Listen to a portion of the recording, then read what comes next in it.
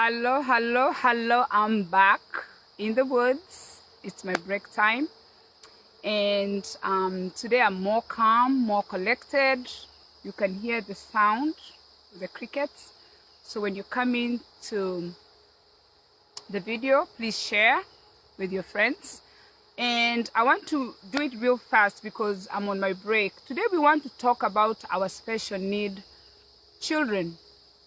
Our special need children or special need adults. We want to talk about people living with developmental disabilities. And this is very personal to me, and I'm very passionate about developmental disabilities. Cases where we have children, we have adults. I grew up with a nephew that had cerebral palsy, and he had a fever. They had come home, he had a fever, and he was running a fever, I think, over the weekend in the village. And then when they came back to Nairobi, by the time they took him to the hospital, he had had a brain injury. So we grew up with my nephew, my brother's son, who has cerebral palsy. So I've always been very passionate about children living with developmental disabilities. And fast forward, I came to America, and I didn't get to go to the group homes earlier, but I later went into the group homes after maybe 10 years of being here. But I went there part-time. I was hesitant to go there because when I first went to interview, when I went to the group homes, I found it so sad. It looked so sad to me. But a few years later, a friend of mine, told me, you can do this, come and try it out. I have had the opportunity to work as a direct care staff in the group homes and as a supervisor in the group homes for so many years. I have made a career out of it. That is what I'm doing, and I'm very passionate about it. Why I want to talk about this today is because we have a high number of children living with developmental disabilities in many homes. And mental illness or mental developmental disabilities are not visible. You're not able to tell if a child, not all kids, you're able to tell that they are mentally ill, or they are not doing okay, or they are delayed in speech, or so many other things. So you find that a lot of people, I want to speak about Kenyans who are in the US, because I live here. A lot of people, when we come here, we take jobs in the group homes, and we take jobs in the nursing homes. So I want to focus on these two places. When you work in the group home, you work with people living with developmental disabilities, and most people call the clients Wenda, ama Manoki. And then in the nursing homes, you work with senior care. So I want to speak personally because I have experience both in both areas. As a staff, when I started working in the group homes, most Kenyans, I shouldn't say all, a lot of Kenyans did not take the job seriously, I must say, because it was just a job while they are going to college. It was just a job while they're just getting by to get their way around. So they refer to the clients as Wenda and Manoki. Fast forward, when we have Kenyans with children who have developmental disabilities, they are ashamed. There's a lot of shame that comes with having these children, and they don't even know what to do, because now suddenly you have a Wenda in your house. Suddenly you have a Manoki in your house. So what happens? They are not able to get the care that the children need, because a lot of people did not take the job seriously when they were doing it. And it is a touchy topic. It's a sensitive topic. And then we talk about elder care. When we work in the nursing home, I've also had the opportunity to care for my mom. The past 1 year, my mother was very sick, and I was a direct care person to my mom. And my mom actually lost her mind. She had brain surgery. She lost her mind, so she was calling me every 5 minutes. So people who work in nursing homes, when the elders call them every 5 minutes, a lot of them go and disconnect those bells and just don't even go to the rooms.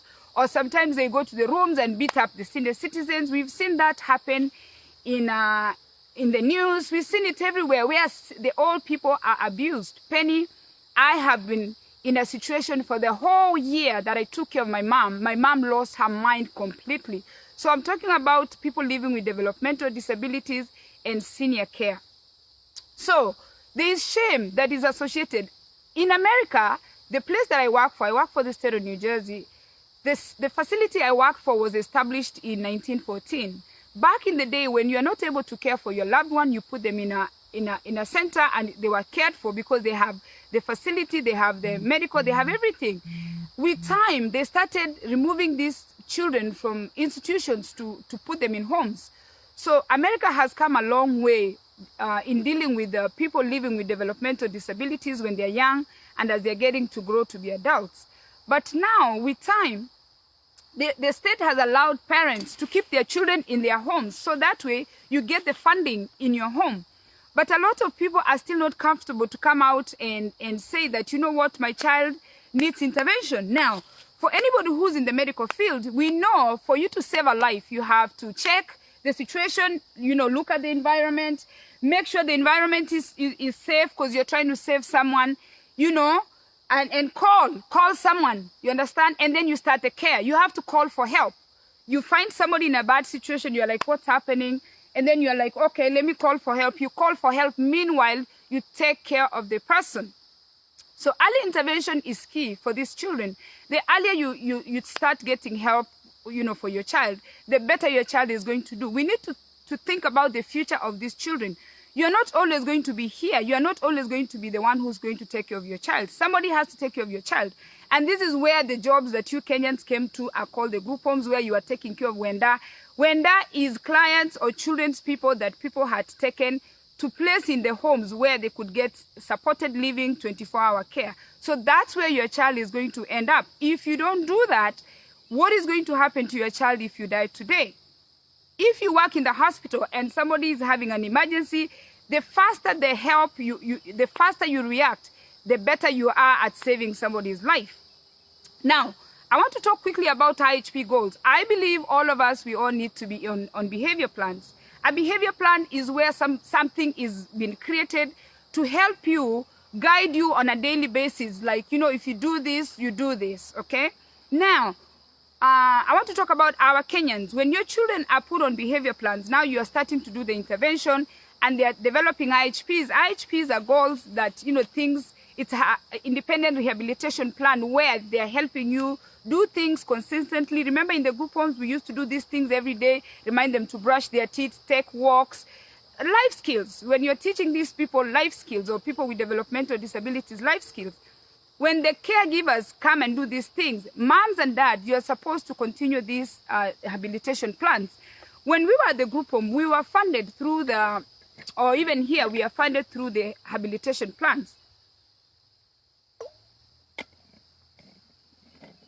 The rehabilitation plans are helpful to the clients because it will help them develop, it will help them be able to use the bathroom, to brush their teeth, to do simple things that most people with developmental disabilities sometimes might not be able to do. So when we get these IHPs, they are very, very important that parents, when you come to the house, to do these rehabilitation, independent rehabilitation plan goals, you know, like the goals they've set for them. Mental illness sometimes is not visible. The reason I put my children on a behavior plan, because when the kids are put, or anybody's put on a behavior plan, including your husband, you know, if you put your husband on a behavior plan or your wife in a behavior plan, there is a reward system. There is an outcome. Because now you're telling them, if you do this, you're going to do this. If you do this, you'll get this, okay? So we have to follow those goals. When you do those goals, when the child achieves the goals, you reward them. Your husband, you told him to do something and he has done something, you reward him with whatever he likes the most. If it's a snack, if it's a hug, whatever it is, we must follow these goals so that way we can achieve these goals. How do we get these goals achieved? We have to learn to de-escalate situations. When you are having a child who has a behavior issues or mentally unstable or not okay, you need to find a way to reduce the incidents. A successful staff, as a staff, where you're successful when you clock out at the end of the day with 0 incidents, we need to bring the same mentality to our homes. If you're keeping your child in the home, and I have said your child's developmental disability might be visible, some might not be visible. There's children who talk back, there's children who don't listen, there's children who don't complete homework. So you're going to develop a behavior plan for them, or a IHP for them, that you know yourself, you keep track. When they do that thing, you reward them. And when you see the situation is getting worse, You de-escalate. We are trained to de-escalate, okay? Make sure that when you see an incident is happening, it's not the push. Africans, I'm going to say to you again, for us in Africa, we used to be spanked out. You understand? Out of a behavior. Now, you cannot spank out a behavior. Some of us who are like as active as I am, you are just beaten up. They don't know whether your brain cannot sit still. My parents didn't know that I could not sit still. So, you cannot spank a child out of a behavior. No. You just have to work with the child to de-escalate the situation. Reduce the incidents. Don't push the incidents. Don't push the children out of the house. And then the other thing is, if you're hiding, you're not able to get help. You need to ask for help. Sometimes you need outside help. In our training, what we are told to do, if I'm dealing with a client and the client is refusing to work with me, that day the client might not be feeling me. So if it's my son I'm working with and he's not feeling me, I bring my husband in the situation. So my husband takes over, because sometimes my child can be listening to my husband more than he's listening to me. So sometimes you change that face, okay? If it's the mother that works well with the child, in the time when you're trying to push that goal and the child is refusing, change staff. Let somebody else come so they can take over and try to help this child. The other thing is we have to do community inclusion. Community inclusion, I remember as a supervisor, my biggest challenge, and it used to hurt me so bad, was to get staff to take the clients to the community. Take them to the mall, take them to a farm fair, take them to Broadway, take them to aquarium. A lot of my Kenyan staff were never willing to do community inclusion because they were embarrassed. They didn't want to be seen with Wenda. So now, your child is Wenda. Are you going to take your child to Broadway? Are you going to do all the things you are dreaming for your child, or you're just going to hide your child the way you hid the clients? If you're hiding your child, if you can't speak for your child, who do you think is going to really stand up and come out and support your child and give your child a good quality of life, regardless of the developmental disability that your child has? A lot of people that I talk to, a lot of people that I see on social media, that I know that have children with special needs, they shy away. They are not willing to talk about their children. They are not willing to share their story. If you don't share your story, if you don't take your child to a Kenyan function, you are not able to educate other people. At the same time, you are not going to get the help you need. A lot of people are losing their minds. A lot of Kenyans who have children with developmental disabilities, because they are not getting the help they need, because they are hiding children. You cannot hide the children. You have to include the children in the community. Don't shy away. Try to include your child in all the activities all the other children are doing.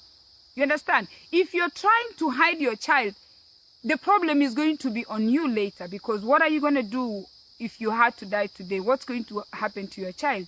Your child is going to be taken to a group home or in a center where they're going to start doing things that you should have done as a mother from day one. And in that, when we are still talking about that, we have to think about the future of these children. If you died today and you have a child living with developmental disabilities, who is next of kin for that child? What plans do you have for this child? Because where I work here, we have clients who are 100 years old. They were born with developmental disabilities, no hand, no leg, they are missing an ear, they are missing something. And these clients have lived to be 100 years old. You understand? If your child lives all that time, what future planning do you have for this child? It is something that you need to talk about with your loved ones, with your family. What is the future of your child? Because if you're not there, what's going to happen? The other thing I see that is very common is a lot of men leave the responsibility to the mother. When you work in a group home, anybody who has worked in the group home, sometimes all you need in a group home is 8 hours. After 8 hours, you have lost it. When you're working with people with special needs, you can only do 8 hours. People push it. But as a supervisor, what I saw, the incidents that came after somebody did a double shift, they could have prevented them if somebody would have just done their 8 hours and left because they are not productive. And that's the reality. 8 hours, you're not giving the best care you can give. You're just, after a while, you get tired because you need repetition, you need patience, you need redirection, you need medication, everything. You have to really decide. There's so many things that come into being a direct care staff or being a parent that has a special need child that you cannot put yourself under that pressure for 8 hours, for more than 8 hours. So, men, a lot of families break because the men are not willing to be a part of the treatment that the child needs. Ask for help. They have state programs. If you live in the USA, please take your time and do your homework. You're not a tree. And you know when you're not a tree, when I say you're not a tree, even a tree you can cut. If you live in the United States of America, do your homework. Find a state that has good benefits for your special need child.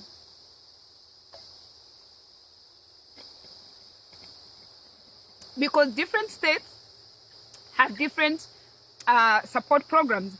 Like here in New Jersey, they also have the day programs where somebody can come to your house and stay with your child in your house while you go and do whatever you need to do. Or you can, we have respite. For instance, if you are a husband and wife, which you need to make time for yourself, you just leave the child. They have respite where you can come bring your child for the weekend, leave the child there and pick the child on Monday. Find the programs that are close to you and place your children. Do not be afraid to put your children in these facilities because these facilities have been created to help you. In Kenya, I see that the help is there too. There are people who have started group homes or programs that support these children. You need to find out. You need to do your homework. Do not shy away from looking for help. The other thing is don't blame anybody. There is no clear, visible way that anybody has ever found why children are born with developmental disabilities or why children end up abusing alcohol or why children refuse school or why children have anger issues. There is no clear explanation to how people end up with mental health issues. So I always ask parents, because when you talk to the parents, usually they are very bitter. And most men blame the women, or sometimes they could be like, oh, it's because I did this or I did this. Don't blame anybody for having a special need child. And a special need child could be a child that has refused to go to school. The child is brilliant, the child is making good grades, but they don't want to go to college. Don't blame yourself. Don't look back and start saying, you know, had I done, or if I should have not waited this long. Don't blame yourself for having a child that has developmental disabilities, or you have a child that has mental health issues. What you can do is try to get help for your child. The other thing is, we've been blessed to have a lot of online resources. You can get online. My diploma that I did it online. You can go online, and even if you're an engineer, even if you are a doctor, whatever field you're in, whatever career you're in, when you want children, you don't know you're going to have special need children, but it's going to force you to start studying these fields. The better you understand how to deal with people who have developmental disabilities as a parent, the easier it's going to be for you. You could have built your career, you could be whatever you want to be, but it's going to force you to go back to school again, and you can do this online, to study so you can give your child the care that they need. Because, for instance, First Aid and CPR, this is not just even for anybody with developmental disabilities or regular people who don't have any special needs. You can choke, okay? Your husband can be dying of a heart attack. Your wife could be dying of a heart attack. We all need to go and take the CPR classes. CPR, you know, First Aid. You need to take these classes so you are able to help your children. You need to be able to practice if there is a fire, how are you going to evacuate your client, or how are you going to remove your child from the house. Just take the lessons just for you. We did it for the group home because somebody came and sat us down and created the whole plan on how we are going to do it to save the client. But we need to do this for ourselves. In case the client dies, where are they going to be buried? If your special need child dies today, where are you going to bury them? If your special need child is dying, do you need to resuscitate them? All these things you need to write. So that way you need to be ready. Go online, print that checklist, regardless of what you do, regardless of who you are. Behavior issues is like across the board, even for us, daily living. And I must say that I have been so functional because I stayed in this field. Because every day, everything that I practice at work, I practice at home. It's all about behavior. It's all about results. It's all about reward. It's all about de-escalation. It's all about being real, being yourself. Being yourself. And that's why when I came here yesterday, I said that this is me. When I want, I can put lipstick. When I want, I can put makeup. We are living in a world that we are so conditioned to show a face, to show a look, to make people think we are this and that, when we are not really that. You need to be yourself. If you're going through a hard time with your children, seek help. Seek professional help. There are people who have gone to school that have been trained to take care of these things, to guide you, to give you guidelines. The way you are trained in any other job, you need to be trained to be able to function in your home. Seek help. It's never too late. It's never too late to save a life. It's never too late to change your life. And don't feel obligated to put up a show for people. Live your life comfortably, be yourself, and that's why I'm in the woods. And I like to come in the woods because this is the natural environment. When you are in your natural environment, when you're yourself, it is less stress. But when you're doing things to please others, you'll end up losing in the end. And that's why we see most of these stars. Like I said, I want to go to Hollywood. That's why you see most of the stars end up abusing drugs, end up doing a lot of bad things, abusing themselves, because they are putting up a show for other people. Don't put up a show for other people. Put the show for yourself, meaning you know your inner self. Take your time. If your children need help, you're the only one who can get the help that children need, because you know your children, and we can work as a team. Have a blessed evening, and we'll keep in touch, and make sure you start today. It's never too late to start. You can start today.